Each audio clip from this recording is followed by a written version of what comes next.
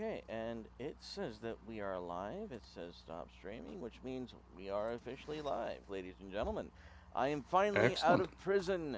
Susan has let me out. The whip hand has been held back, and I am done with the social media flogging.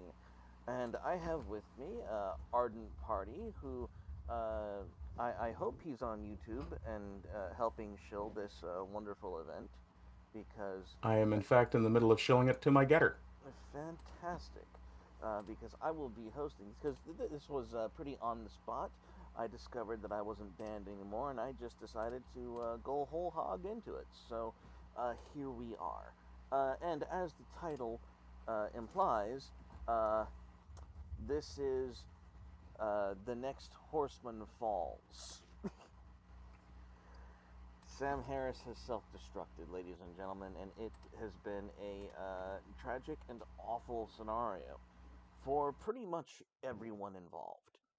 Um, you still there, Arden? Yeah, I just muted for the sake of keystrokes.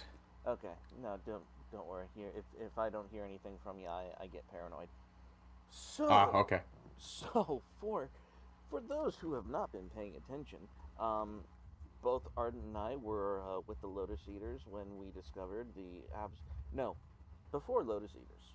Uh, this was actually broken through for me with Aiden Paladin and Spoon doing their Broken Crown impromptu stream, and holy shit, holy shit, Sam Harris, known as one of the four horsemen of the new atheist movement, just it has been completely consumed by TDS. Like he is terminal. He is on uh, it, life support is no longer sufficient for him and his career, his conjecture. He's dead. Like anyone who supported him, and this was an observation that I had to tag Arden in because, as some of you know, I am a man of faith. Arden is not. I don't begrudge him this, but something that I had to point out, something that just dawned on me is this is what. Sorry about that. Yeah. I tried to open Discord in another window, ended up disconnecting. See how you are. This Yeah. is what. Um. This is where the establishment wants you. This is where the media, the media establishment would prefer you to be as an individual. They because I know Ardent's kind of like story and journey as being part of the new atheist movement, and having to get away with it, get away from it, and it's this is where the establishment wants you to be. Like that kind of thought is what stuck with me. Is they want everyone who was part of that to be in the same mindset as Sam Harris when it comes to Trump, and that's kind of what disturbed me, and I wanted, and I really wanted Arden's take on this, because I'm how do how could he not know? Because Sam Harris, from what I understood, hated the social justice stuff. He hated the CRT stuff, and then he went tone deaf when it came to the Trump phenomena, and I'm really scratching my head about it. I don't know how you don't make the connection. And as Aiden and Spoon were going through their analysis, I realized something else. Sam Harris is insulted by the idea that without any methodology, without any evidence, without any in-depth intelligentsia sanction, the average pleb was smarter than him and every single other expert, trusting their instincts than anything he had to offer as a so-called intellectual elite. I just got that huge, massive sense of disdain. Like he sincerely what was not only incredulous but disgusted that this had occurred. I don't think Harris doesn't understand. I think he's jealous. He's confused. He's broken by this reality. And so I wanted to get your thoughts on these things. Um, because that's a place where you used to be. And so as a religious person, I would like to understand um, kind of not just your journey away from like the atheist plus or the new atheist movement, but really if is there any light to be shed on how all this came together? Uh, is Ardent there? Are you there, sir?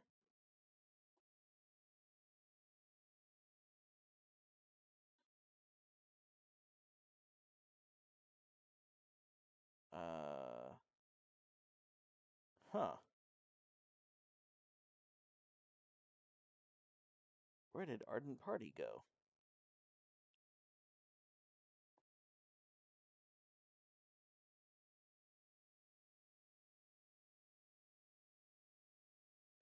Okay, he's not muted.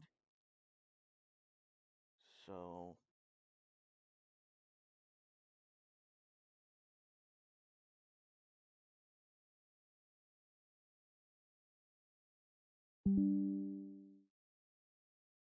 okay. Okay, I see green on his screen, which means he's talking, but holy shit. I think we're having technical difficulties with Ardent Party. Please cue the music as we give you a brief interlude as to things which are, um, yeah, we're having connectivity issues. Alright, I'm still not hearing you, my dude. This is terrible. How is this happening? My gosh. We apologize for this great grand boomerang, because this is, huh. Okay, I see the green, which means you're trying to talk or there's something going through your mic. That much is clear. Um, okay, did you try to silence the YouTube video and accidentally mute the entire system? Go ahead and check that, because that's honestly the best I can come up with at this time. All right, Madman K says hello. Let me respond to him in chat because Arden seems to be having technical difficulties. Do do do.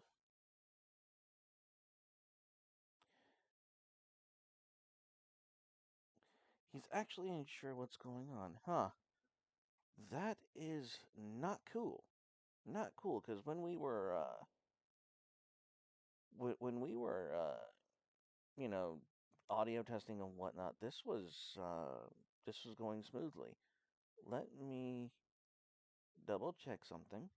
I'm here and can hear you. Not sure Okay. what's going. Wait, you just it Okay. worked. How about now? It's working now. What happened? Some asshole of a boomer misclicked something and ended up pushed to talk for no good reason. Well, whoever this I'll, asshole I'll, is, I want you to find him and kick his ass. Just drag him oh, out to the curb. I'm gonna put such a hurt on that son of a bitch. Oh well, god. well, you have some wet. Furiously clicking, and I ended up hitting the friggin' push to talk button. I'm so sorry. Oh well, at least And it. still not as dumb as Sam Harris. Oh god, Oh, that's wonderful. yes. Well, worst case scenario, we both know you have some wet sticky wood to beat yourself with. It's not so wet and sticky. Well, okay, half of it's still wet and sticky. Fair point. Oh, so so obviously Oh, I goodness. got to I got my piece in because you couldn't say a damn thing in the meantime. So Yeah, which is probably for the best because I'll definitely end up conversing like crazy. because Okay, so as I started to say before I was so rudely interrupted by myself, um, so back in about 1617, I started paying attention to what was going on online. And at that 1617 you time, must be ancient. yes, yes. Uh, so anyway, started paying attention to what was going on online. I had read Richard Dawkins' The Greatest Show on Earth, so I believe it was probably through him that I discovered a talk between him and the other or the rest of the Four Horsemen, as they were known at the time. They later came to be known as the intellectual dark web. But to be fair, Harris was never really my favorite of them. He's always struck me as kind of bland. Now So he strikes me as, okay, so was he yeah. Go ahead. pestilence? What was he pestilence or was he just what's the other unpopular one? Because if you're not No, no. death and you're not He war, was no one definitely famine. cares. He was definitely famine. He was the Famine. dearth of nutrition when it came to ideas. The famine horseman has fallen. Well, okay, I'll accept it. Please Yeah. do continue. Yeah. I mean, he, when you're surrounded like by massive personalities, especially Christopher Hitchens, who was larger than life, it's very difficult to really make an impact. But there were times when he would make comments about things and really he had a talent for really drilling to the very core of an issue. And his uh, training as a neuroscientist really served him well when he would talk about things like religious experience as a neurophenomenon, things like that. But I don't know exactly where he went wrong specifically, but at about the same time, which was probably 1819, there was a lot of, or there were a lot of what you would call, I guess, the new atheist, atheist plus, or the internet skeptics, which is generally how I refer to them. Okay, so Who, just an autistic correction. 2019, correct? yes, yeah, Okay, yeah. because This was not in 1919. you said 1819. Now I'm like, wait a minute, hang on. Sorry, Okay, 2018, oh, 2019. okay, all right, good. Bless my If heart. I was on the internet in 1819, Nostradamus has nothing on me. No. The the phenomenon of the internet skeptic seemed to morph or somewhat be subsumed by the intersectional feminist. I don't really want to call it a religion. A cult would probably be fair in terms of its effects on its membership, where guys who had previously been, excuse me, guys who had previously been very pro science or more pro rationality had seemingly dropped that in favor of taking a political position and becoming tribal. One of the I hesitate to use the word star because these guys weren't really famous outside the circle, Hmm. but guys like Matt Dillahunty suddenly started spouting talking points from intersectional feminism and making themselves seem like they had surrendered the idea or the principles rather of skepticism. I see. Excuse me just a second. And one of the things that really bothered me about this is I'm coming from a place where I had been very devoutly religious as a pagan cleric.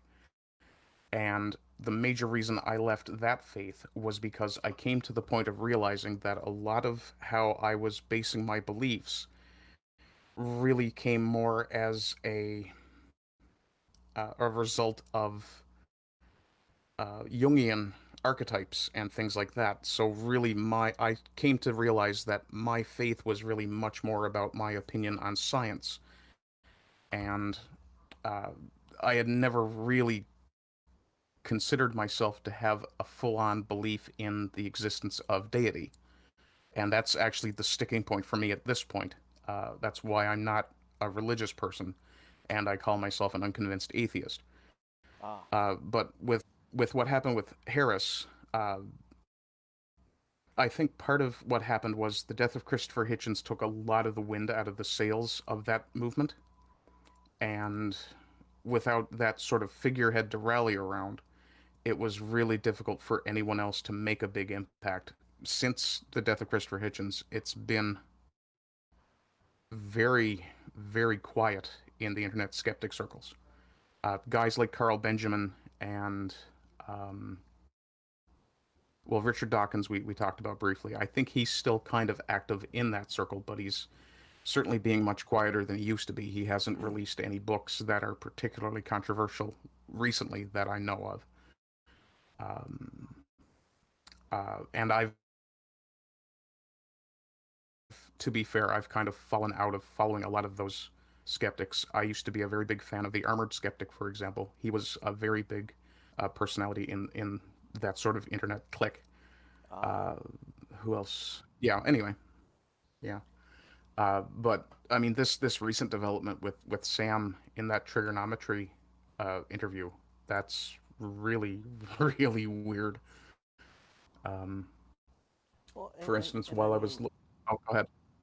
and just how could you go from people being skeptical from religion to people being uncritical of intersectionality? How do you make that leap? How do you how, how, how do you make that how do you make that branding? I'm very, I don't know how you do this. My personal thinking is that, and it's clear from my own self observation that there is something in every human that strives towards divinity, to be connected to something greater than ourselves. In my case, at this moment, my I guess my focus is on ideals.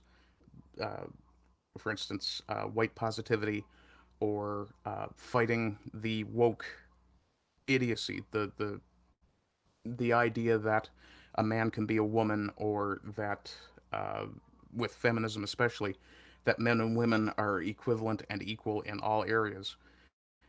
That sort of silliness is what kind of drives me at this point, at least on topics like this.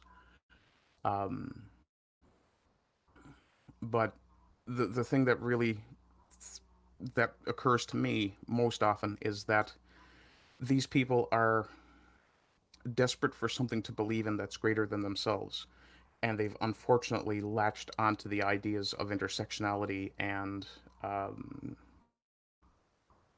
there's a term starts with G, globo homo, I think it's called. Yeah.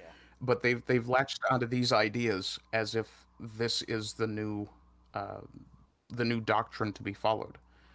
And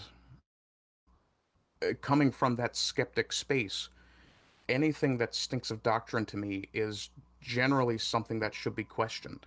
And while I'm a Western man, so I have no problem accepting the idea that the Western societies are fundamentally Christian in nature. It's just that I run into the wall of, can I accept the existence of a deity on faith? And I simply can't. Well, and for me, that's not controversial. That's that's kind of Mm. that to me. That like I grew up with an agnostic grandfather, and that was pretty much his shtick. Is I haven't seen God. I haven't met God. I haven't, I haven't experienced God. Therefore, I'm really, I'm really kind of non-committal on the issue either way. And I've grown up and I've accepted that, and I've, being a religious person, we have to be a little more honest with others about our experiences. And I'll be honest, I don't think everyone gets religious experiences. And some people might take issue with that statement because it would mean that, maybe God isn't fair or he doesn't treat everyone the same. And I have bad news. If you read scripture, it's pretty clear. God has favorites. I don't know what to tell you. Yeah, I don't yeah, know what to and tell that you. only makes sense anyway. It's just the way that the dice rolls. I don't begrudge anyone who has not had my experiences. I don't.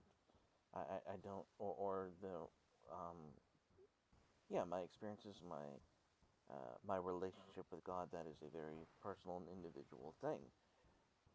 Um, but when it comes to people like Sam Harris self-destructing in completely contradictory Trump derangement syndrome, to watch someone who is so invested in the idea of replacing religion as a force in society, which is what I'm presuming the new atheist or the atheism plus movement was about.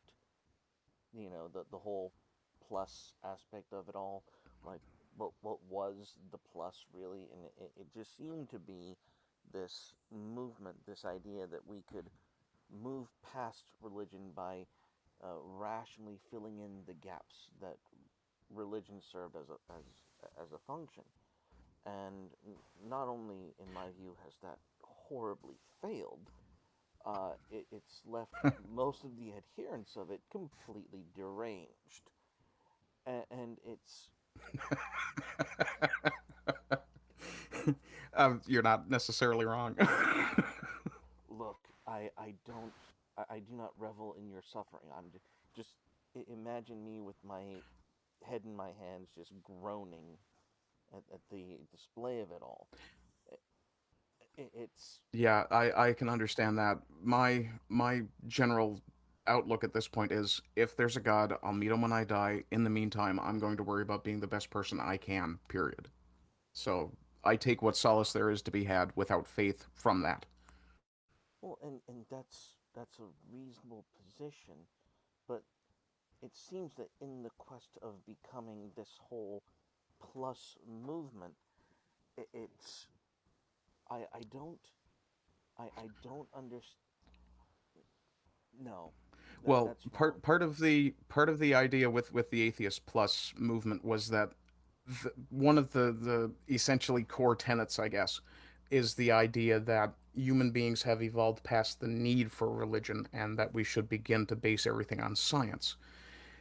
I can kind of get behind that idea, but when you look a little closer, you find people who really don't function well without the idea of, and forgive the term, but without the idea of a space daddy constantly looking over their shoulder. Some I'll people just actually go ahead. I well, not only would I push against that notion, because the people that you think need the Sky Daddy, that they don't need the Sky Daddy. What they're actually worried about are the other normies who believe in a Sky Daddy who's going to beat the shit out of them if they don't abide by Sky Daddy's rules. There is And that is another aspect of it. Yeah. there's it has nothing to do with individuals who need the Sky Daddy. It's a big misnomer. The real problem here when it comes to uh, presuming that man can uh, that you could use science to replace the need for a god um, is when science becomes your revelation, which is essentially what I think this movement was trying to generate. And I can see the reasoning behind the attempt. I truly do. The thing is, Yeah. Well. Oh, go ahead. And the thing is, in hindsight, I'm looking at Sam Harris, Hmm. and I'm looking at someone who's embodied this this ethos. He's like, science will be our end all and be all, and he got completely sideswiped by cultural movements like Trump, and he can't stand Trump because, and it's not because Trump is doing anything wrong or anything that's irrational.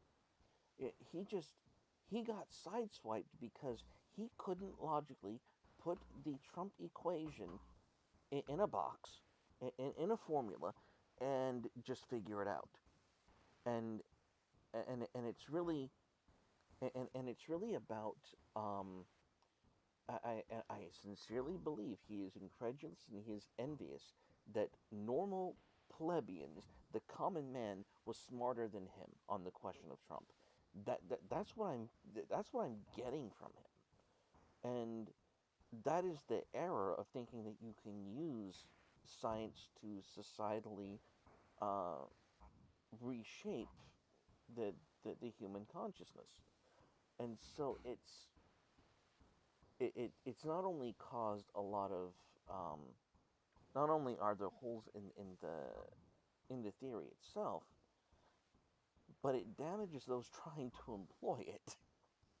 Is what I'm observing, Yeah, and yeah, it definitely does. and I'm The one of the oh, sorry, go ahead. no. You have the floor. Okay. Okay. One of the things with Harris in particular, I think you did actually hit something very close to the head of the nail there. Uh, it's not so much that he's mad or envious that people figured out something about Trump. It's that people ignored his opinion, and he's kind of placed himself a little bit on a pedestal, which isn't uncommon with people who gain celebrity. I mean, we've seen loads of people who have been damaged by being worshipped essentially as a celebrity. But I think a big problem that Sam Harris has is that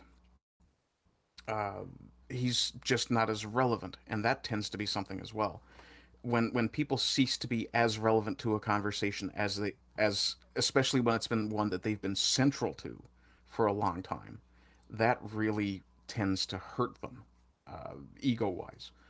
And the thing with his Trump derangement syndrome, he fully admitted to having Trump derangement syndrome. But Sam, you're a skeptic. If you know you have a problem, one of the principles of skepticism is face your problem and fix it. And yet Yeah, he doesn't seem to be capable of doing that. yeah, and it's I he obviously feels justified in his contempt.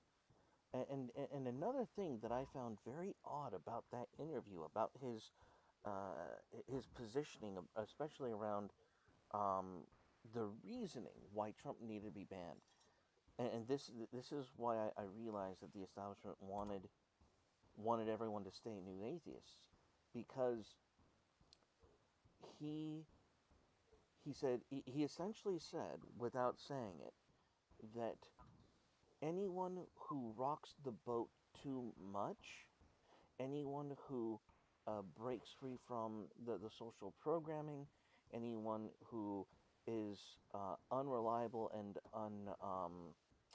shall we say, not unaccountable, but someone who can't be accounted for, um, should just go away. Like, and that's reason enough for society to reject them and to uh, to remove them from the public sphere. How's it going, Dark Phoenix? And it's and I looked at that and like the sentiment is an attempt to appeal to like a conservative paradigm.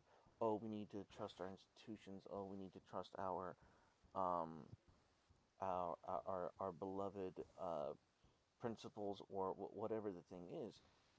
And Well, yeah, one of the things he called on, or I guess invoked, to stick with the slightly mystic language, mhm, was expert opinion. And Yeah. the thing with me is, but Sam, you're a skeptic, aren't you? Yes. Why Yes. would you just automatically trust consensus science? That's insanity. It is. Yeah, It and I absolutely mean is. the hypocrisy he's fallen into is really bad as well. I mean, one of the articles I came across was when he was talking about getting rid of Patreon or leaving Patreon, and there's a quote from a tweet that he sent out, and I'll just read it really fast. Mm-hmm. As many of you know, the crowdfunding site Patreon has banned several prominent content creators from its platform. While the company insists that each was in violation of its terms of service, these recent expulsions seem more readily explained by political bias. Although I don't share the politics of the banned members, I consider it no longer tenable to expose any part of my podcast funding to the whims of Patreon's Trust and Safety Committee. Sam, you're basically saying people should not be canceled, and then let me just check the date on this article. This would have been 2018, December 17th, 2018. So this is less than 4 years ago. And yet now he's coming out and essentially justifying, rationalizing his wish to have someone else canceled. It's amazing hypocrisy from someone who used to claim to be skeptical. Repeat that last line. That it's amazing hypocrisy from someone who used to be considered skeptical? Exactly. Like, how do you? Yeah. When did Sam Harris develop faith in intelligentsia and faith in the establishment? Like, Yeah. this is where Uh, the eighth well, to be fair to Sam, I don't think it's necessarily faith so much as it's tribalism. I think he's basically picked a side and he's decided no matter what else happens, he's going to stand with the people on that side. you know what Whether it's yeah, I actually disagree with you because if that were true, he and Jordan Peterson would be a lot closer than they are. What I think, that's a fair point. what I think you and Sam Harris are missing is that it, I think what you don't understand is that there is no emotional difference between faith and trust. The only difference between faith and trust is a metaphysical distinction between what you're choosing to trust. Yeah, I can see your point there. So it's not about uh, you call it faith because you can't see what you're trusting in. And the irony of this is that when uh, Harris chooses to trust or have faith in the institutions or in the science or in the data or in whatever formula or uh, model he wants to measure the world through, um, he he doesn't understand that he is removing his own tools of discernment, not only from himself but from those who want to disagree with him.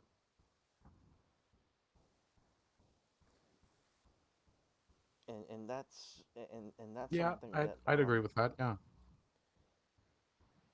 mm, Sorry, the lag is kicking our ass. yeah, it really is, and it's and I'm really uh, because it was fascinating. He's not only I don't think Sam Harris is well, maybe he has grown to be authoritarian and totalitarian, watching his TDS grow from a spark, and now that it's a glowing ember, and he can't control his totalitarian nature now, um, because that is an option. Like he does have the freedom and liberty to become that radical. Um, but it's That's a fair point. Yeah. And talking about control, especially or authoritarianism, one of the accusations that gets leveled at the atheist community, not that there were any sort of community, But one of the criticisms that gets flung at atheists fairly often is that the only reason we don't want to believe in God is because we don't want to put ourselves in for that sort of punishment for not believing or whatever. In my case, that's not it. I have an honest inability to believe. But in the case of Sam Harris, I think he has some of that angry atheist mindset still left, where he just wants to be proven right. And again, the tribalism does kind of come into it a bit, where he's so ingrained, so invested in this particular opinion Hmm. that he can't face any possibility that it needs any sort of degree of nuance to it. I like what you said about um, the accusation thrown at atheists. Um, the thing is, I slightly disagree with that from my own personal experience and interactions with them. I don't think atheists don't believe in God because they want to avoid consequences. I think that most of them don't want to believe in God because in their view, he's not consistent enough. He's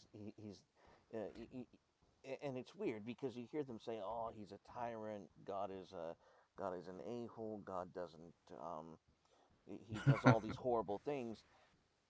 But you know that if So they you've been checking out my old social media posts, eh? no, I It's actually have back from not. when I was in my angry atheist phase.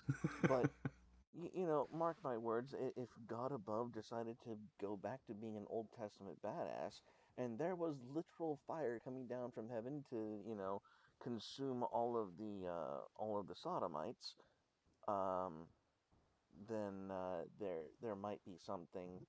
Uh, there would be a lot more faith abounding from the atheist plus community, in my humble opinion. Uh, Violence's Life says that my audio went out. Is my audio I was still just out? about to mention that. Because on the I hear you fine, but it may be an issue with the stream. and the OBS says that I'm fine. So I don't know what's going on there. Um, huh. Viol- because student of history is asking her which one, and I'm just going to assume that you're very Yeah, they've quiet. been saying since the beginning of the stream that you've been very quiet, and I did just have a bit of a drop in your signal. Okay, is that good? Is that better?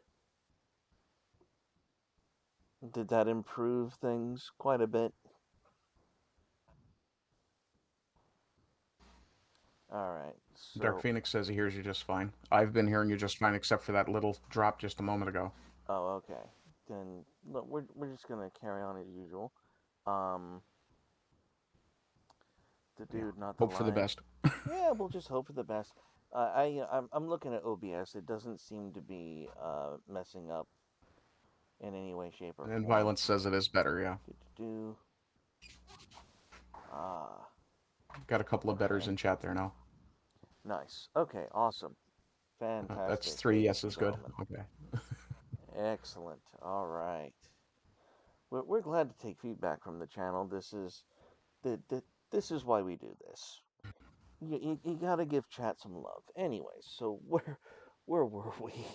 Oh yes, my theory, my overriding theory is not that atheists are actually angry that God enforces standards. They just don't see him enforcing the standard enough.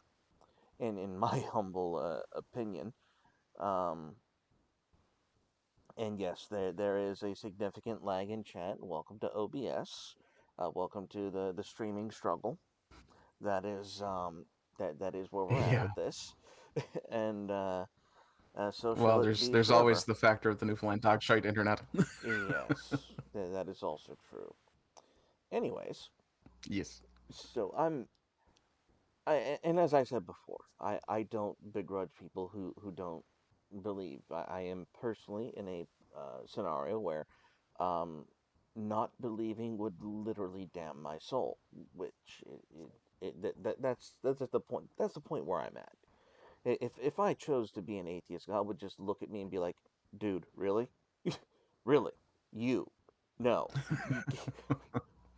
I kid you not. If I tried to go atheist, there would be, I'd be on the fucking news for being struck by lightning. Okay, I know that's not your story, but it will be mine. I hand of God promise you this will happen. Like Carnal will get struck by lightning if he tried to Yeah, become an atheist. That's just the way that it goes. I'm. Yeah, I'm relatively sure that whatever purpose, if there's a deity, whatever purpose is served by my living the way I live, then it's what they want, and whether I believe or not, it really doesn't affect the outcome of the universe. I'm content to say, okay, I simply don't know, so I'm going to live as if it doesn't matter. Well, not that it doesn't matter, but so much as I'm going to live the best life I can for me and mine and the people that matter to me. Nice. So back to the Yeah, hypocrisy of that's Sam Harris, because th- this this completely um this completely different um hang on one second. Chat is getting yeah. spicy. He's oh, Carnal gonna go from our boy, the hardworking streamer. I couldn't. I couldn't. oh god, get your I. spray paints out, kids. I couldn't even. I couldn't even finish reading it. My goodness. Oh. Oh, that's beautiful. Oh, yes. Is the one in Yes. Ohio the one that actually got struck by lightning? Yes. Yes, and that actually Oh god, happened. that was beautiful. Okay. Okay. That had me as close to becoming faithful as anything has in the last few years. Well, I mean, okay, so the George Floyd mural gets struck down. The Georgia Stones get blown up because, some someone with the heart of gold decided to do their good turn that day. At what point does someone who is atheist look at the world and go, "All right, where's my sign?" Yeah, it's definitely a poser when you see things like Nancy Pelosi on TV going, "We want to thank George Floyd for his sacrifice," and the next day or a couple of days later, there's a lightning bolt just smashes one particular mural. Yeah, And violence is life has it Hail right. Hail Thor. Thor. And Yeah. okay, I'm gonna come clean. I'm a Latter-day Saint. I call myself an Ephraimite, and that is because Okay. I don't know what. Well, I know what LDS means, but I don't know what the last latter one means. I'm gonna explain what The Ephraimite. Ephraimite is. Ephraimite Oh, please do. is to be a son or a part of the tribe of Ephraim.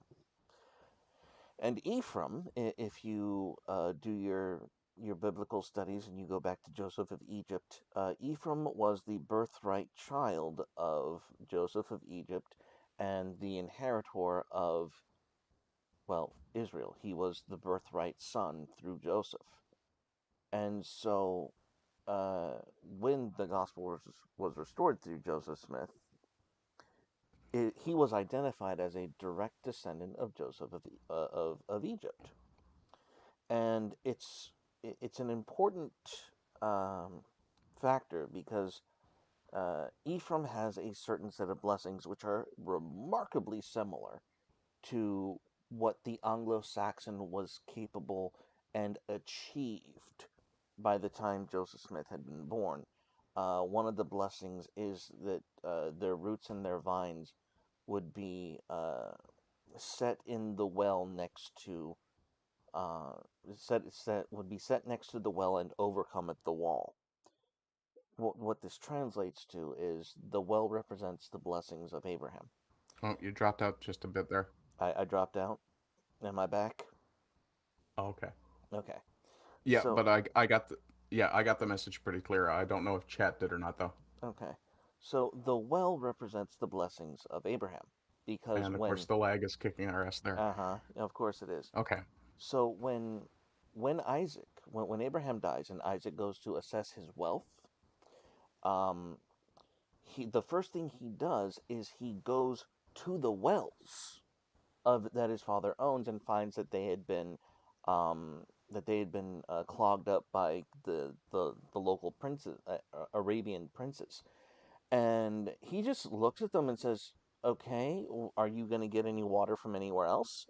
And they said, "No, we just figured we'd mess with you and, tell you we'd do it again." He's like, "Okay, I'm going to tell you something. Um, I'm going to redig these wells because that's what I know how to do, and I'm going to charge you double for the water." It turns out that Father Abraham had a monopoly on water in the desert. So don't tell me God is anti-capitalist, okay? That that's kind of standard here. So so That's awesome. it, this is in the Bible.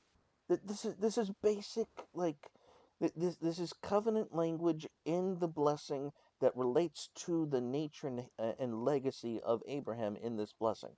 Another blessing that's in, okay, so they're rooted in the blessings of Abraham, and they are the vine that overcometh the wall, which pretty much symbolizes the British Empire. There's not a single place that empire did not go. The sun never set on the British Empire. That is a truism. That there is not a piece of this world that they did not take part in, that they did not conquer. You can't really say the same about any other empire. Um, there's also a mention of how strong they are with their bows and their arrows, which was an ancient call to their future dominance of the French. I'm not joking. Look this up. I'm not joking.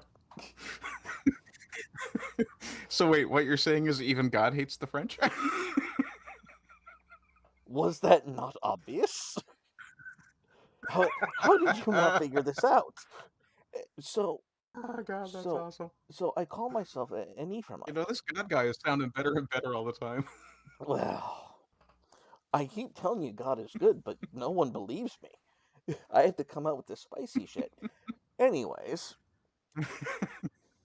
what's great about Ephraimite and being an Ephraimite, being a Latter Day Saint, is well, it's a return to ancient primitive Christianity before the councils, before Aquinas, before Saint Origen, before the infusion of Greek philosophy into pure Semitic doctrine. So when I meet pagans, when I meet people who believe in the Norse mythology, and they say "Hail Thor," I am reminded that it was the children of the Northern Kingdom carried away into captivity, and that the Anglo-Saxons were Ephraimites. And it's interesting because we don't know what they knew when they knew it. We don't know what was taught and how it was presented, but there are iconograph uh, uh, iconog I am fucking up that word. There are icons and iconographies similar between Odin and Christ. There are iconographies between Christ and Thor, Loki and Satan. There are these very overbroad similarities.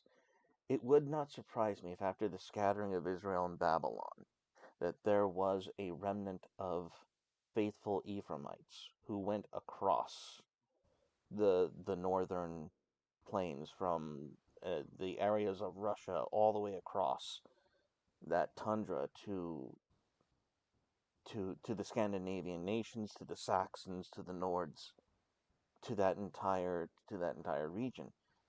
And it wouldn't surprise me because the what these people teach, and I actually listened to a stream with Violence's Life and Yiz the Eunuch, where she was describing their worship, their prayers, their candles. I'm like, I know what this is because it's in Leviticus. It's in the Old Testament. It's in Scripture. The smoke from the altar offering is the prayer to heaven.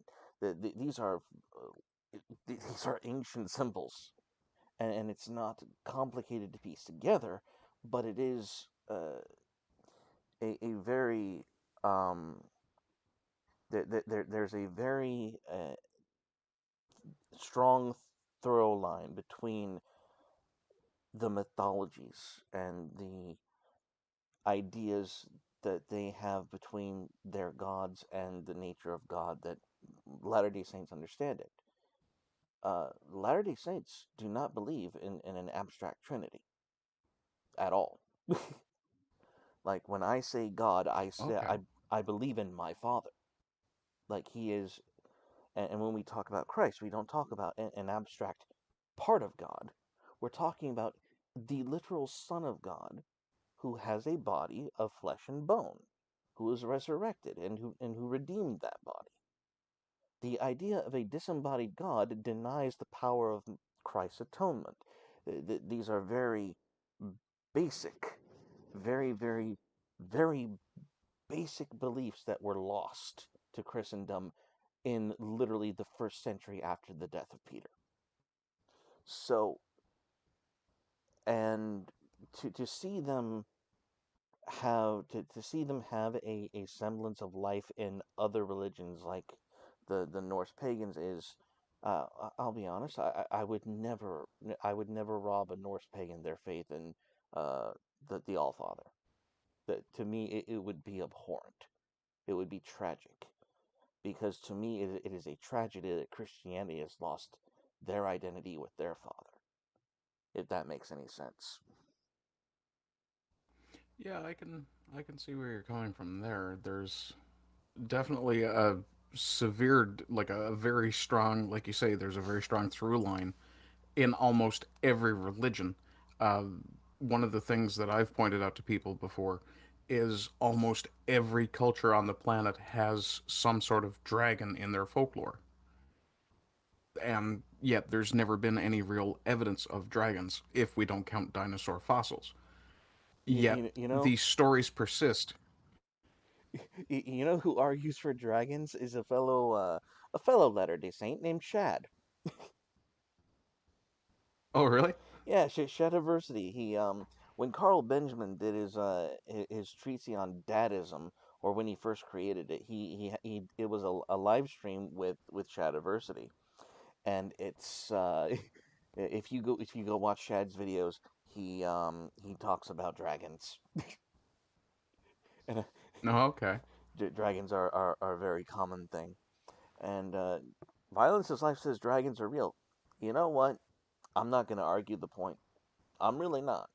I, I've I've looked through scripture. I've seen very scant evidence of dragons, with exception to maybe an obscure reference in Job. That's the only place you're going to find it. Oh, I'm sorry. I apologize. Not Job, but also Revelation. Revelation's a big one because it has Yeah. it, it the symbolism in in uh in Revelation is abundant. And yes, Shad has has five youngins, Five kids, yeah. but I just want to respond real quick to Dark Phoenix's comment right before that. mhm, He's talking about the most common reason for atheists being that they have a negative view of fathers. I don't necessarily agree that that's the most common reason, but it is a common reason. And it's not so much that they have a negative view of fathers, it's that the authority figure rebellion is not being directed properly these days. When people, or men, I should say, outgrow the need for their fathers, they're not being encouraged to go and become fathers themselves. They're being encouraged to go and be almost members of a machine, cogs in a wheel in a sense, because they're not being told, okay, you have reached the point where you can begin to fulfill the legacy of what I fulfilled in creating you. And they're not being given the idea that that continuity is something that should be held as sacred, if that makes any sense.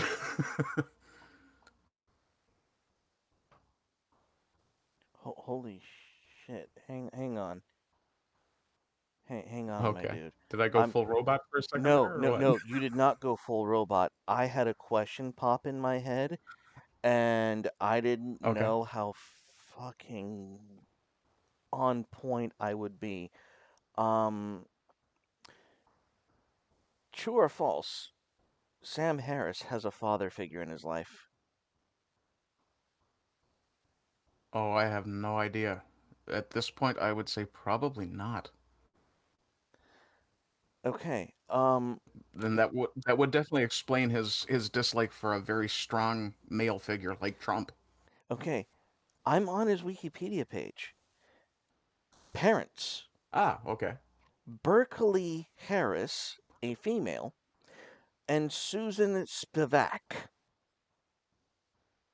Oh, good gods, he was raised by lesbians. He was raised by lesbians. This explains everything. No wonder he's messed up. No wonder you are Oh, we're all such a. going to hell. We're all Oh going to my. YouTube hell for saying that. Oh my. No, I'm serious, guys. Go to his Wikipedia because look, I'm not saying it's the I reason had why. actually pulled it up in preparation for this discussion and hadn't actually looked at it yet because I'd been focused on getting that little quote from the article I read. The next tab over was his Wikipedia page, and I didn't even look at Yeah, it. yeah. No, go ahead. Double check. Go look at Parents. Oh God. Check it out. Oh God. Okay, I gotta look at that again. Go down to Parents on the right, on the left hand side. Holy shit.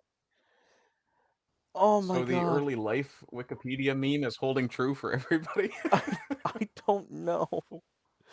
All I know is that we Parents, mentioned parents. fathers in the live chat, and then I said, and you were explaining, authority, fatherhood. Oh Uh, God, and he was born in Los Angeles. yeah, yeah. Born in Los Angeles with lesbian parents. Yeah, it's everything Wait, you would no, I don't know expect it that to Berkeley be. is necessarily a female name. No, no, Berkeley Let is me a check female Berkeley name. Harris. I searched Sam Harris father, and it came up with Berkeley Harris. Oh, Berkeley is a man. And I can't find. Yeah, I But can't find a photo for him, but yeah, what? yeah, Okay, okay. on IMDb he's described as he was married to Beverly McKinsey and Susan Harris. What? He was married to Beverly McKinsey's. Oh, Okay, but there's no okay, photo of so this guy. apparently no, so apparently not necessarily raised by lesbians, but Okay, all right. Okay, yeah. okay, good because the world was starting to make too much sense. Well, he was still born in Los Angeles, so I mean, Yeah. Okay. Okay. All right. Thank you for calling out the potentially fake news, but I had to check that. I'm like, I could not wait. Hang on.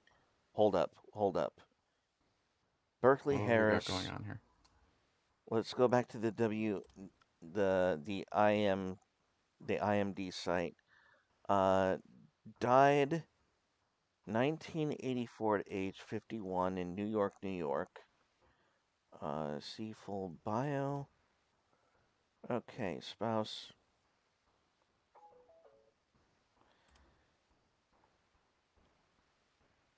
Oh, he divorced Susan Harris in 1970. Really? Hey Sam was guys. only born a couple of years before that. 1970. Oh my. Okay, he left. Like, Sam Harris's father left him when he was 4 years old. No, 3 years old. He was three Not years not old. even. Yeah, Sam is only 9 years older than me. Yeah, he was 3 years old when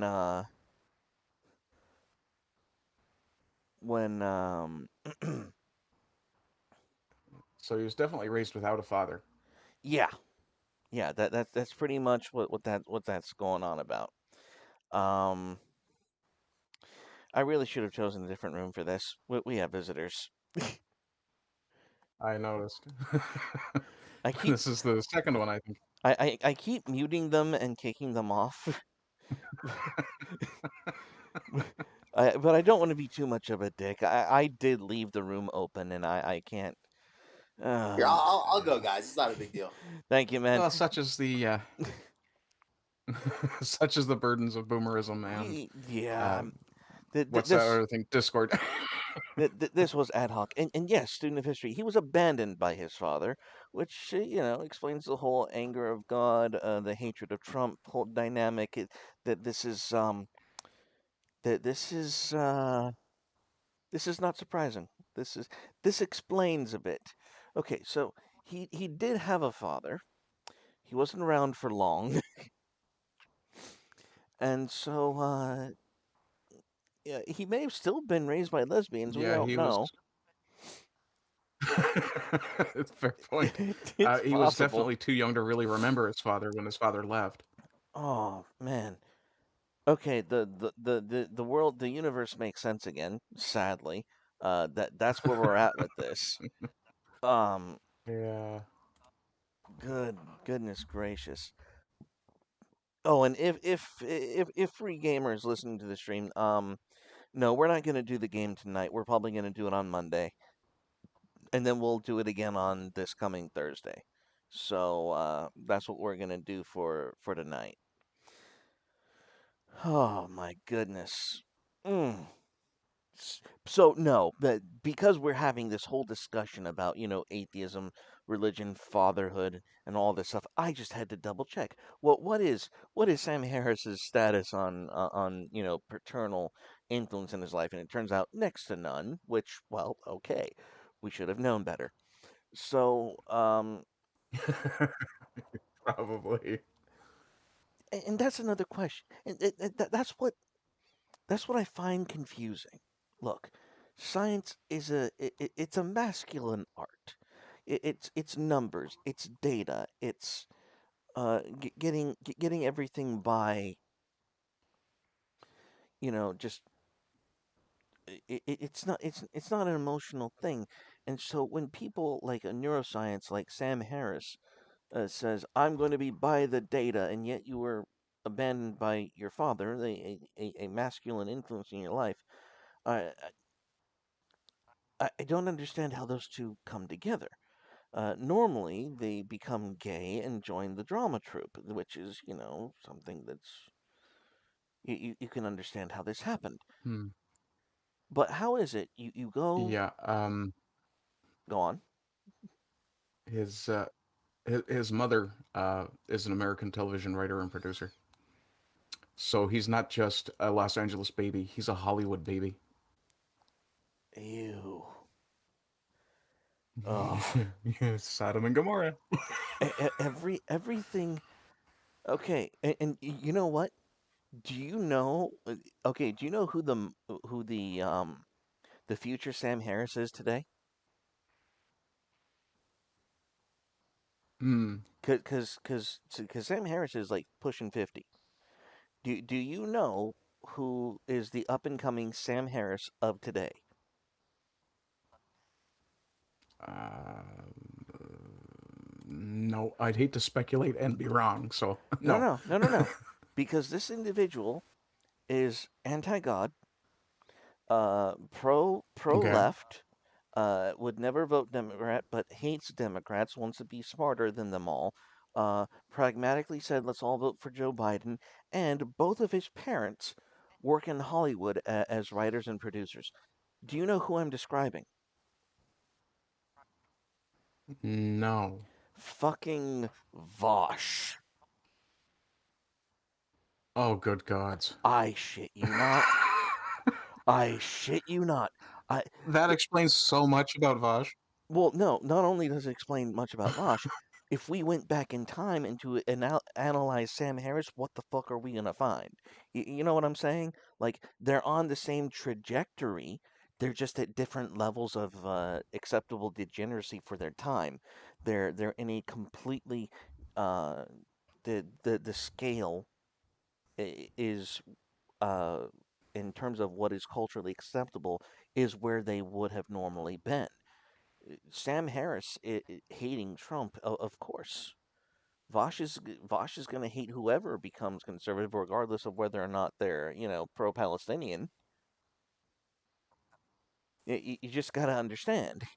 And Mm. by the way, a piece of spice for those who don't know, Carnal supports.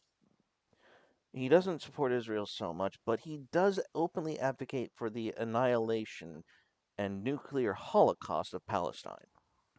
Just saying. Just glass the place. Um, I don't know if I'd go that far, but definitely, Hezbollah's got to go. yeah. Okay, violence is life.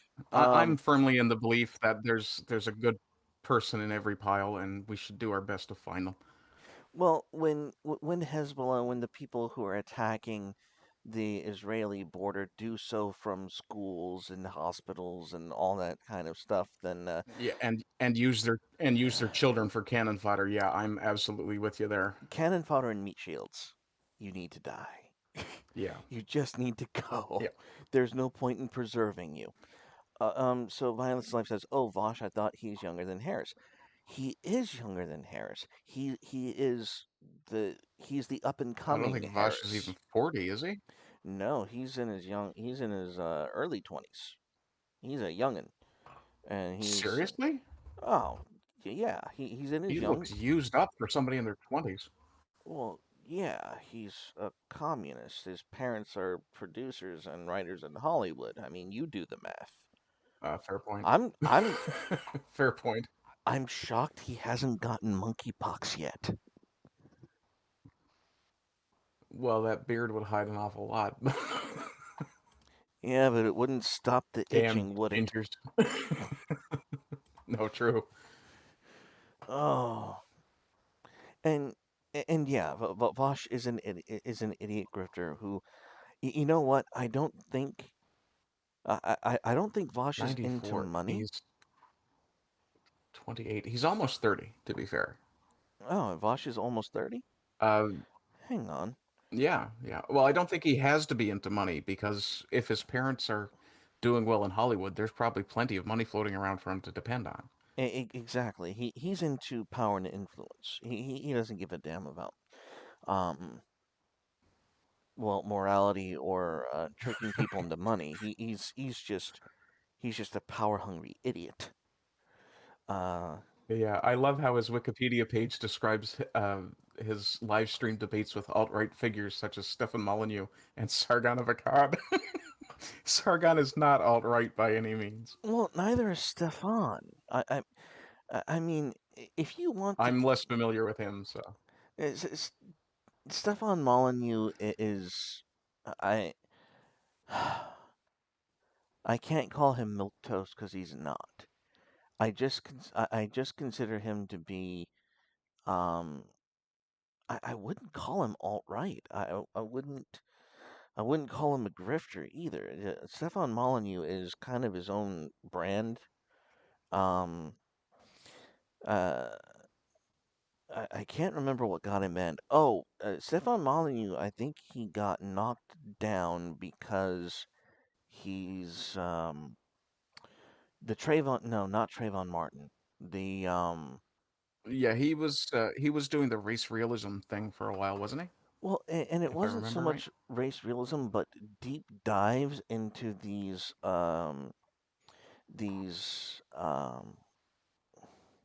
he was doing deep dives into these high profile cases involving race.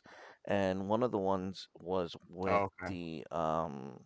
the McDaniels, and where they had to shoot the guy who grabbed their shotgun because he was, grabbing a shotgun when they asked him to, kindly stop and answer some questions. And yes, the Ahmaud Arbery case, that's right. He was doing a deep Okay, yeah, dive Ahmad Arbery, yeah. and I'm sorry that that was the wrong verdict because you can say rights all day long, but when your decision normalizes criminals looking normal good citizens in the eye and saying "fuck you, mind your own business" while I go over here and do suspicious shit, you're wrong.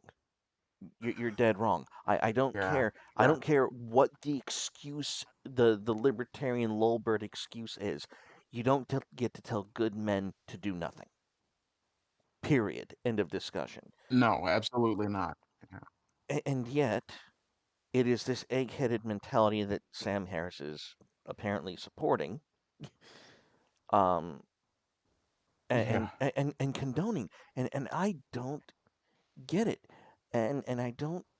This is the trap that was set for people like Sam Harris, for people who followed Sam Harris. That this was this was the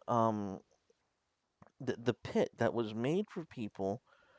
Um, Dark Phoenix disagree. They chased him down.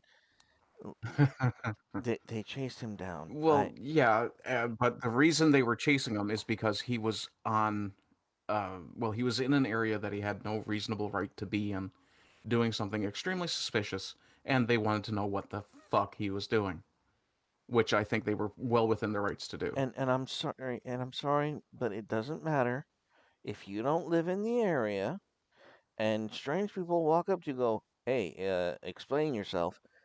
You don't grab their gun. This is Yeah, common no, that's a bad sense. choice.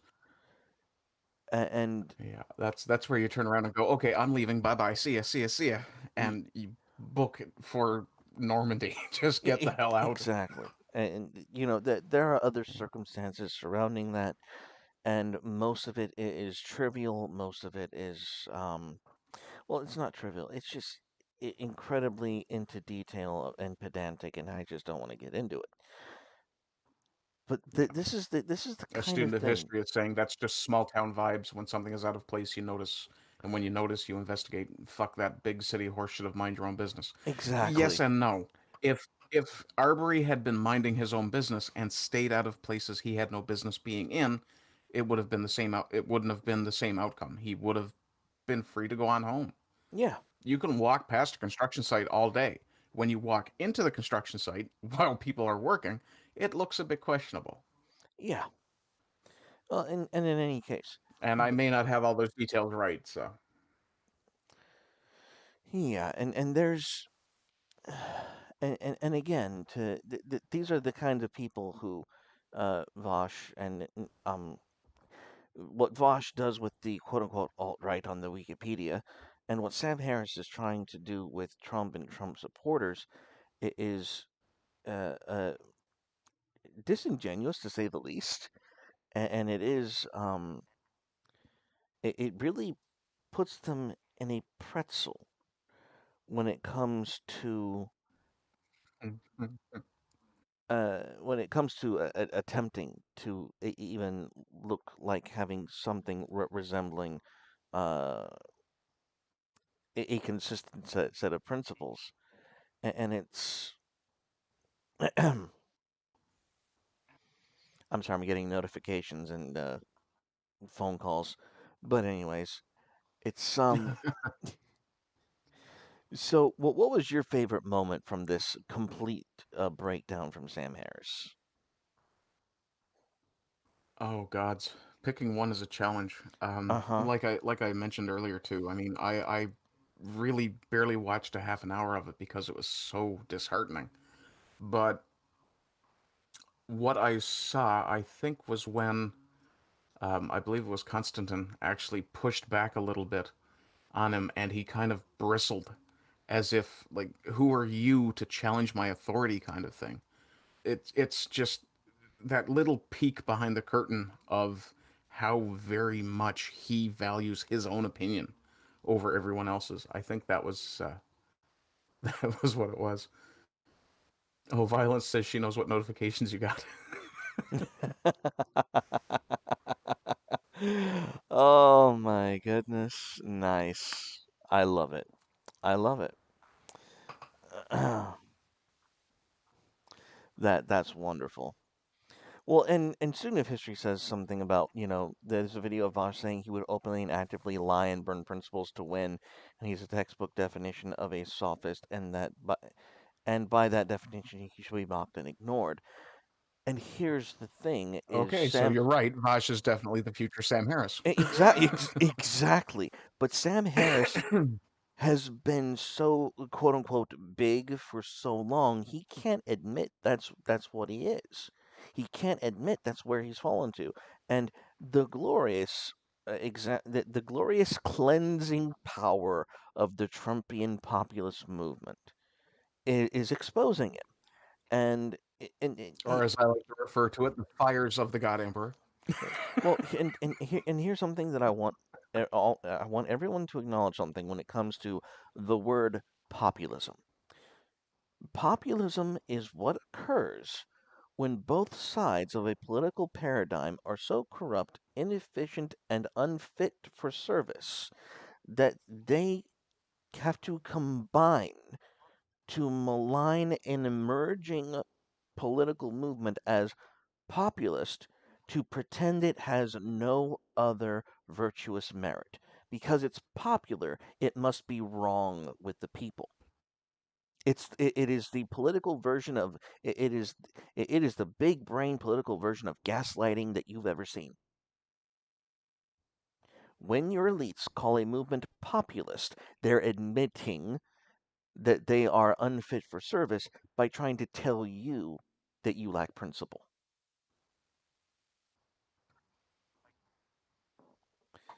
And that was my big brain moment for the evening. Yeah. I can just sign off now.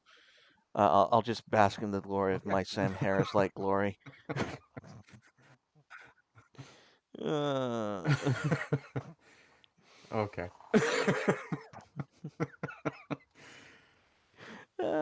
okay. Oh my. I'm doing very well. I had somebody call me a magnificent specimen earlier today, and that kind of lifted my mood for the rest of the week. You're welcome, baby. I was wondering if you'd remember that. I did remember that. I also remembered your wet Oh, sticky wood, but yeah, here yeah, we that are. was. I can banter all night, Oh, you sir. shouldn't make me laugh that hard. Now there is Oh, God. and then just to prove to you, just to prove to you how immoral he is. He admits that he would not have cared if they found dead children in Biden's basement when the story Yeah, broke. yeah, And you're that sitting here was going, really disturbing. we're just sitting here going, um, sir, uh, first off, no one is assuming there are not dead children in the Biden's basement. That's first off. Yeah, Secondly, the idea that you as an individual don't give a damn about those dead children is well, that's uh that's a problem. That is a sign of your lack of morality, and which really defeats the atheist plus movement of trying to build a social ethical structure around science to replace the need for religion. Because if you can't defend or stand up for the dead children, the future of your civilization, you're not going to have one.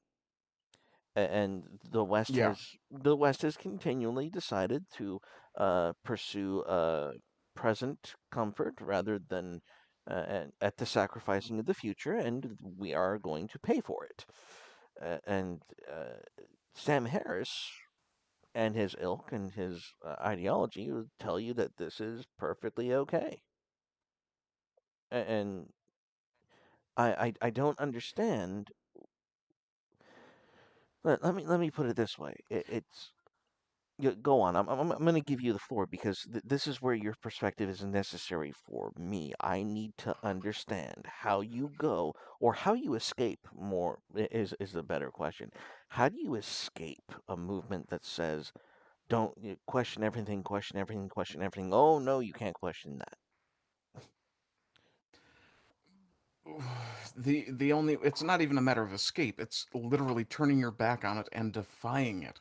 If your principle has been constant questioning of everything, of doing your own research, or at least finding an expert you believe is trustworthy, if you've done all that for years and then because of a single individual or a singular movement of people, you suddenly turn your back on all of your principles, even the most basic moral principles, like this thing with the dead kids in Hunter's basement. And I agree, there's no saying that there aren't any. But if you can turn your back on that principle, which should be a guiding principle, something essentially in terms of replacing religion, essentially that becomes a sacred ideal. To turn your back on something like that means that you don't care about anything except being right and being viewed to be right and And aggrandizing your own ego. Nothing else matters to you. I'm sorry, did I drop out for a second there? you dropped out for just a second, but I'm going to assume it's because you actually went quiet, because that actually happens with me. Um, Oh, okay, yeah. But yeah, like I was saying, I mean, this all of his principles, he's turned his back completely on the principles of the skeptic movement just because of one person who, if he had realized by being skeptic, if he had thought rationally for just a few minutes, he'd have gone, well, wait a second, in 8 years, I won't have to deal with this guy anyway, so why do I care now? And this was like back before I was pro Trump. I wasn't necessarily anti Trump, but if I was dealing with someone who was vehemently anti Trump, I would point out to them, look, even if this guy gets in, and at the time it was something of a question of whether or not he would, but even if he gets in, the longest you're going to have to suffer his presence is 8 years, and then he's gone again.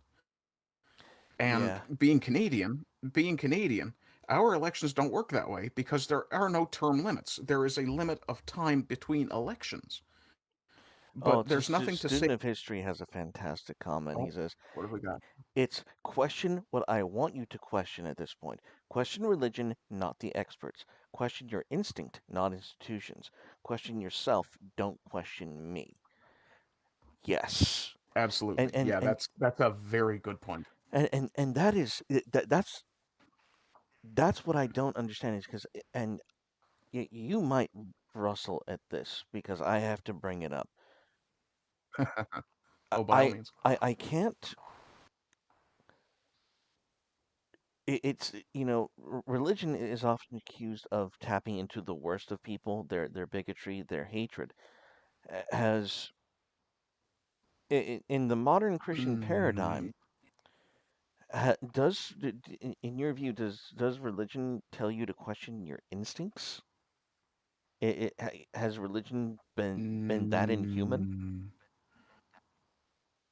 depending on the religion in question, potentially, but in terms of religion as an overarching theme, no. The Okay. way I look at it, religion generally tends to bring out some of the best in people because it encourages things like charity, hospitality, kindness, generosity. I mean, these are wonderful things to encourage people to bring out.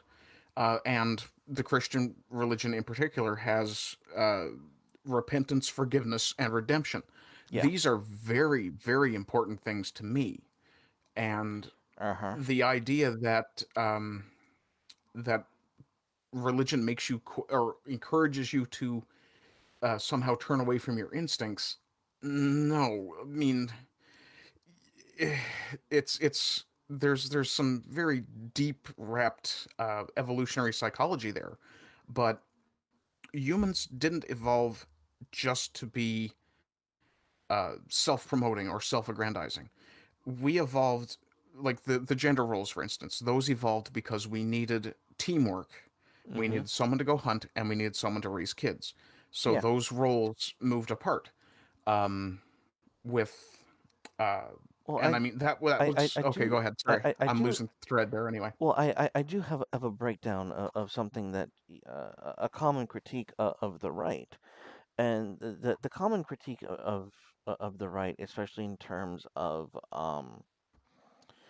censorship or censorship from the right side, especially if you look at the internet and what Gab has done with pornography, which I actually agree with. I'm not going to make any bones about it. But the counter argument from the left and from the atheist post movement has been, well, y'all were wrong about video games. let me explain something about the right being agitated about video games and the difference between when the left censors and when the right, quote unquote, censors. And the reason and the difference is, with all sincerity, intent. You will notice something that when the right came after violence in video games, claiming that it would make you, more prone to violence, so on and so forth, Hmm. um, they were wrong and they were mistaken, but they weren't malicious. And the reason behind stopping you from playing violent video games was to prevent you from becoming a monster and enabling you to live a happy life. When it comes to the left and censoring your speech and telling you what to say, they don't give a damn about your personal happiness, whereas the right at least did. And when it comes to the left enforcing their own paradigms, it's always fixing you for the benefit of someone else. Whereas when the right said, we might want to watch out for this dynamic coming up, when it comes to violence in video games, uh, the sincere intention was that it would benefit the individual. Whether you agree that that is their place or not is another question. But the intention was for the betterment of the individual, not fixing your behavior to benefit some third party oppressed some oppressed minority. The the impetus was always on a uh, benefiting the person in question.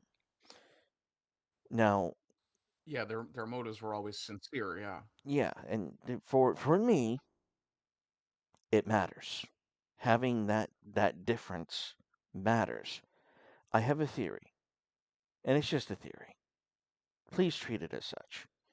I think that, and this is something we're going to be open and honest about. Carnal is a porn addict.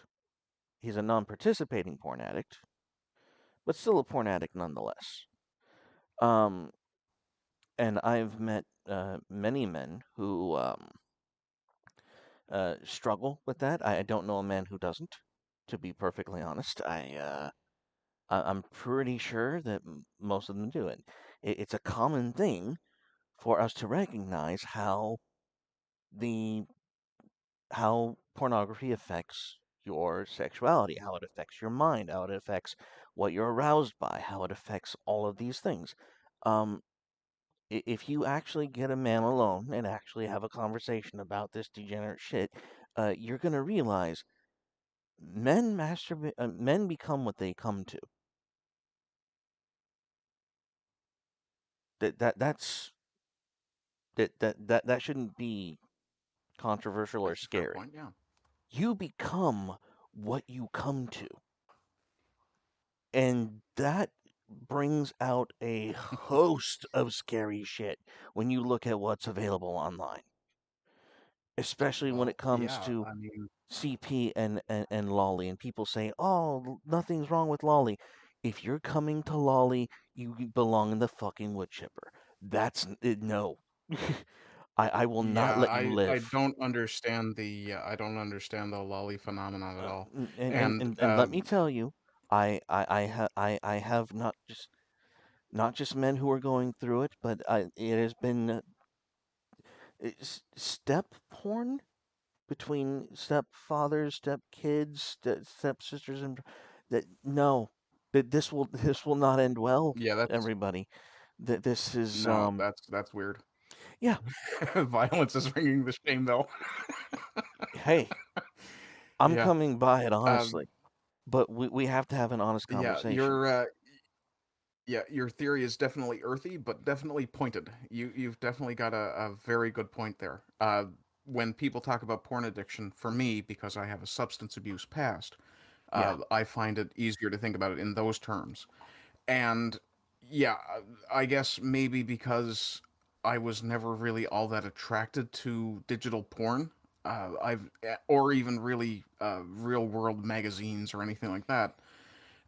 I guess I find it much easier to avoid it or ignore it. Now, there have been periods in my past where it was something that approached the level of addiction, but because I have, as I said, other addiction issues, it was much easier for me Hmm. to discipline myself away from that. Okay. But in my case, just a few nights ago, I had the most to drink I have had in probably 2 or 3 years. My big problem when I was suffering from my addiction was that I was a binge drinker. Ah. And so while I haven't had, uh, I do occasionally still drink, but generally when I do, it's one or at the most two. Now, a couple of nights ago, like I said, I had two beer with some neighbors because we were hanging out, having a chat, and they were, as the expression goes, on the beer. And I Mm-hmm. decided, okay, I'm kind of thirsty. I wouldn't mind a beer. I haven't had one in a very long time. So I had one, then I had another, and then I went, okay, that's definitely my line. Okay. And while out of a spirit of generosity, one of my neighbors was offering me beer over and over and over, I repeatedly said no, and this is why. When I finally decided, okay, I've got to shut this down because it's getting tempting. Yeah, good for Uh, you. Good for you. yeah, yeah. So, and the thing is too, when you exercise that discipline, it gets easier to exercise it. Self-denial feels good.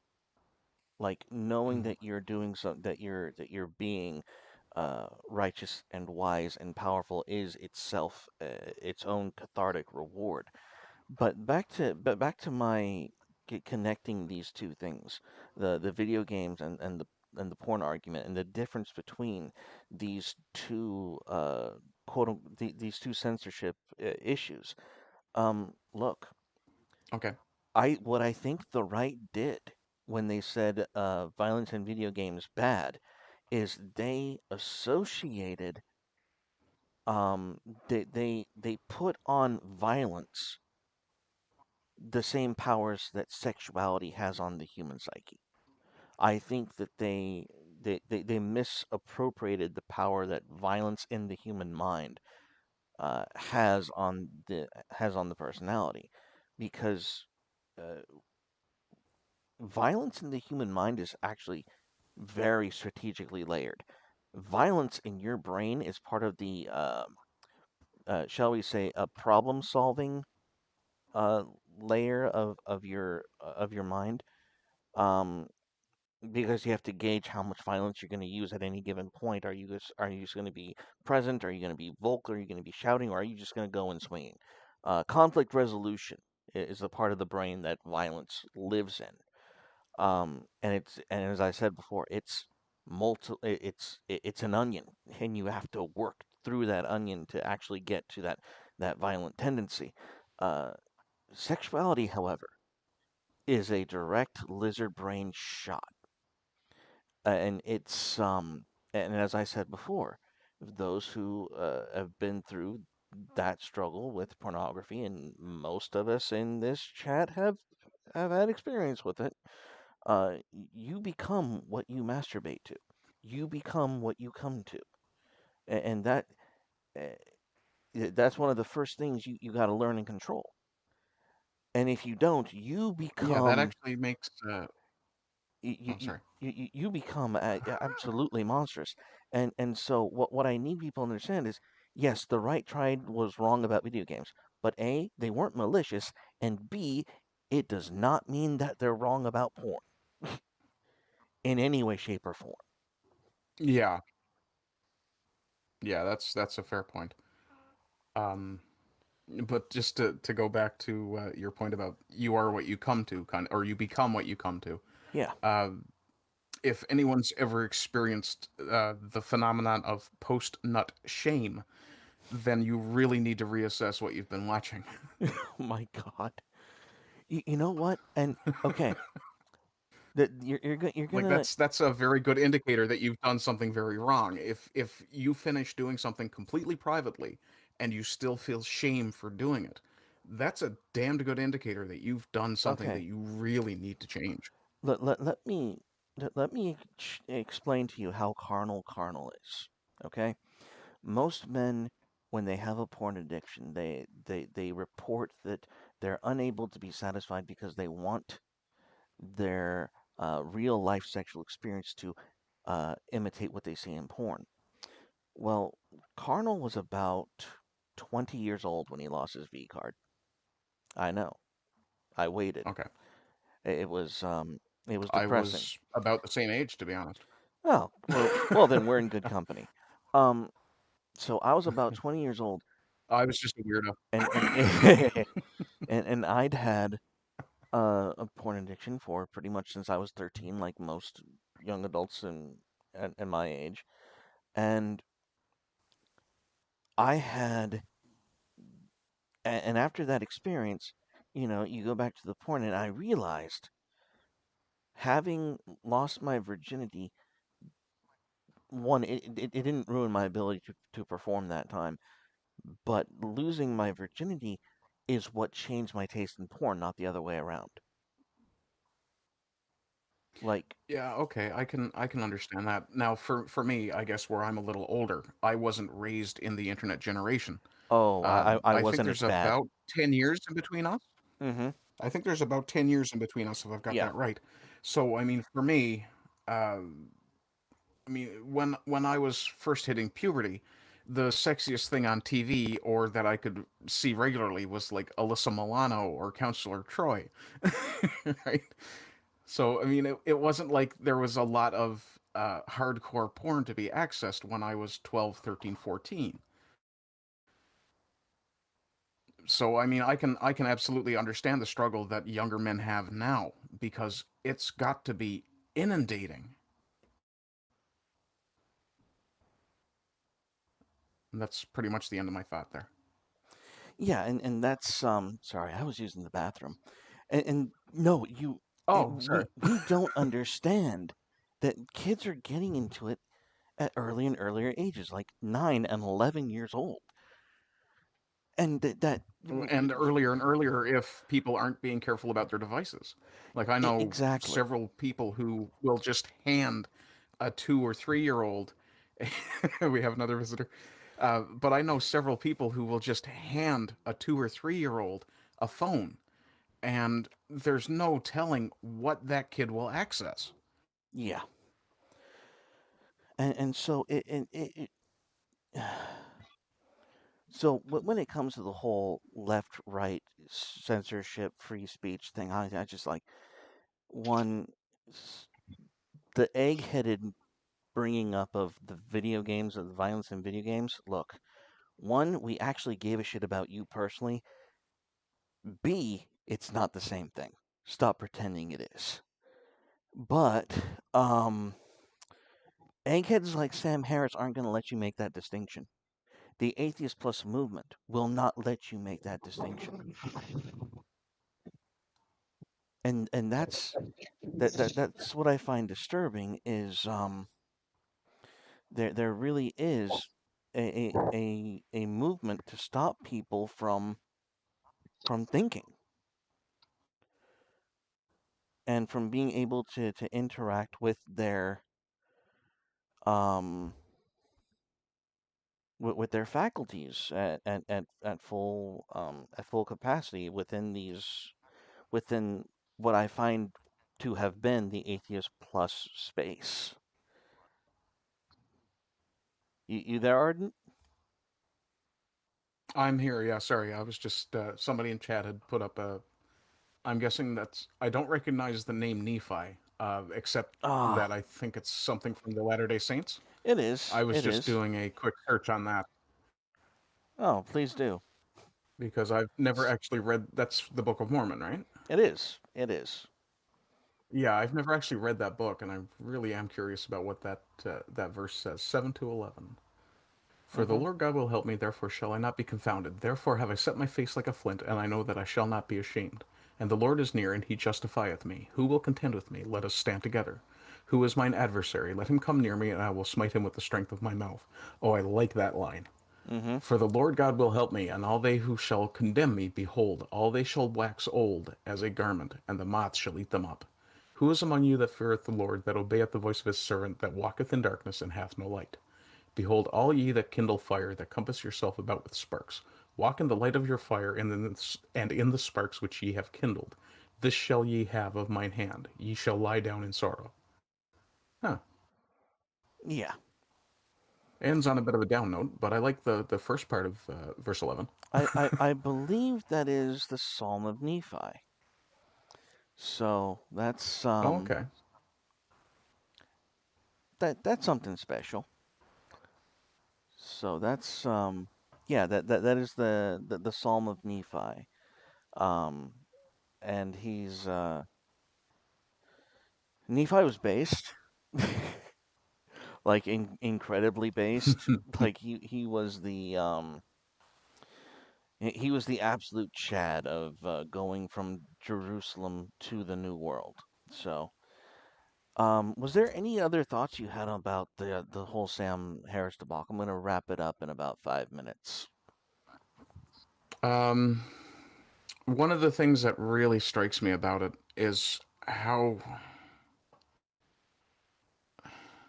unashamed, unabashed he is about this. Like he's almost daring people to criticize him over it, and I just want to shake him and go, Sam, what the hell?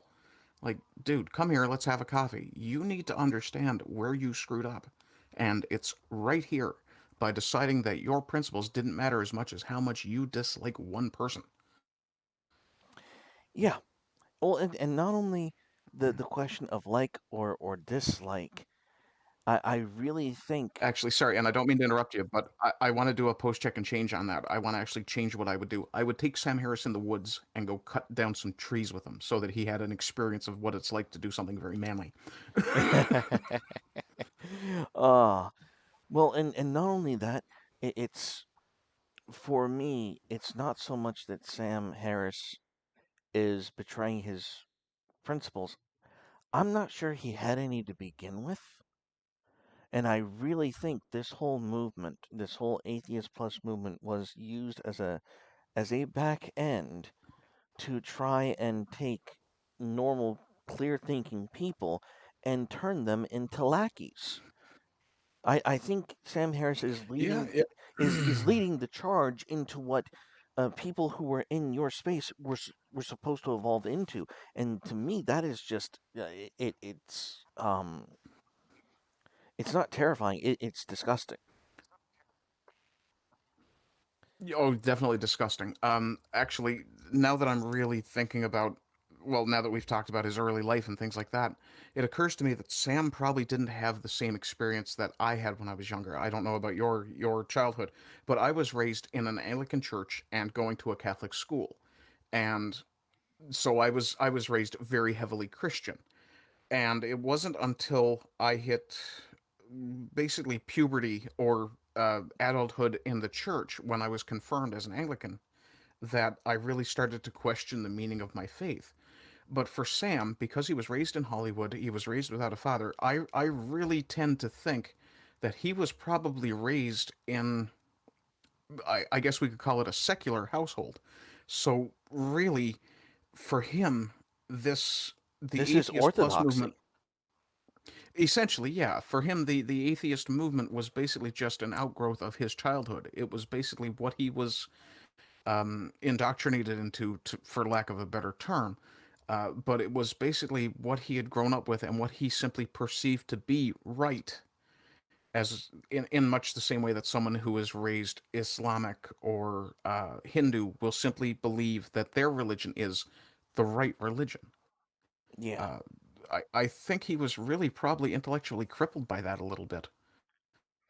And you know, And I will say this about people who actually go against their faith because and you know you see this today commonly like Carl Benjamin, a Sargon of God, raised in a somewhat secular environment, didn't really consider God or religion, you know, but it's different when someone is raised in it and pushes against it, and there is power in paradox.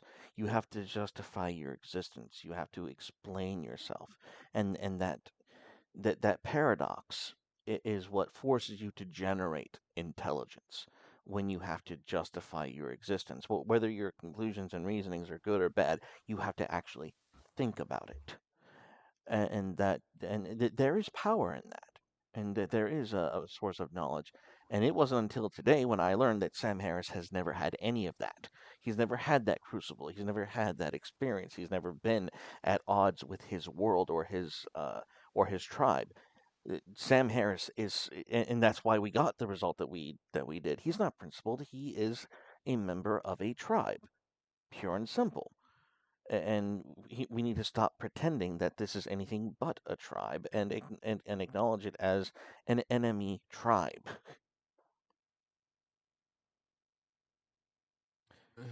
Yeah, as unattractive as I find the idea of tribalism, I think it's really come to the point where we generally have to basically draw a line in the sand and say, okay, look, you've come this far. Not only are you not coming any further, but we're coming over the line, and you're going to get pushed back. Exactly. Well, and on that very optimistic and cheery note, I have been Carnal. This is Ardent, and Kitty is visiting in the view. Uh, Say Carl and God bless everybody. And do you want to shill anything, Ardent? I'll give you a moment real quick. Everybody who's in chat already knows. Yeah, everybody who's in chat already knows where to find me anyway, I imagine. If you don't, just click on my name, go to my channel. Everything you need to know about me, you can find from there. All right, and stay tuned for this channel. I will be doing posts about when we will be doing the role play, because I'm not doing too much spicy content because Susan is out for me. If I fuck up anytime between now and November 5th, this channel is gone. So even this was slightly risky. Thank you, everyone. I thank you for your participation, for your patience. Go ahead and like and share the